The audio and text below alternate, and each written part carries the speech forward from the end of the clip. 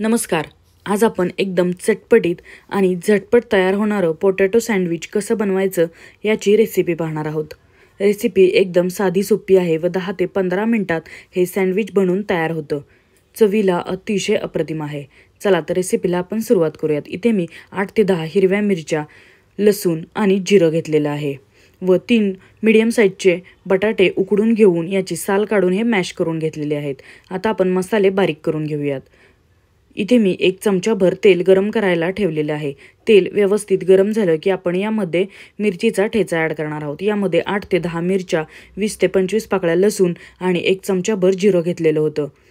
दरदरीत असं आपण हा मसाला वाटून घेतलेला आहे. 1 मिनिटभर आपण हा छानपैकी तेलामध्ये व्यवस्थित परतवून घेऊयात.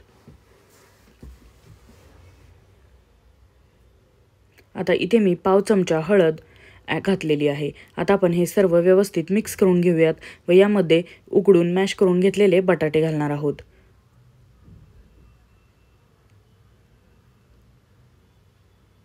एक ते 2 मिनिटं आपण हे सर्व व्यवस्थित मिक्स करून घेऊयात.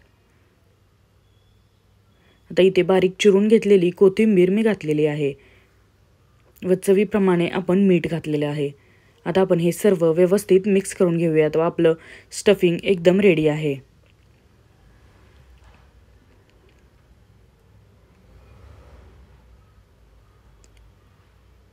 आता इथे मी 2 ब्रेडच्या स्लाइस घेतलेल्या आहेत. एका स्लाइसवर इथे मी टोमॅटोचं केचप लावून घेत आहे. तुम्ही तुमच्या आवडीची कोणतीही चटणी या साईडला लावू शकता. व दुसऱ्या बाजूला आपण बटाट्याचं जे स्टफिंग तयार केलेलं आहे ते घालणार आहोत व चमच्याच्या साहाय्याने व्यवस्थित हे पसरवून घ्यायचं आहे. यामध्ये तुम्ही चीजची स्लाइस घालू शकता.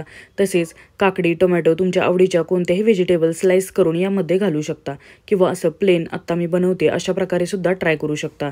इथे मी अर्धा चमचा बटर घेतलेला आहे. बटर लावून आपण हे सँडविच दोन्ही बाजूने व्यवस्थित टोस्ट करून घेणार आहोत. दोन्ही बाजूने गोल्डन ब्राऊन होईपर्यंत आपल्याला हे व्यवस्थित भाजून घ्यायचं आहे. चवीला हे अतिशय अप्रतिम लागते. संध्याकाळच्या चहासोबत तसेच ब्रेकफास्टला तुम्ही ही रेसिपी नक्की ट्राय करून पाहू शकता. जर तुम्हाला ही रेसिपी आवडली तर प्लीज लाईक करा, शेअर करा. सातारकर माधुरी या यूट्यूब चॅनेलला सबस्क्राईब करा, जेणेकरून अशाच पद्धतीच्या नवनवीन रेसिपीज तुम्हाला पाहायला मिळतील. धन्यवाद.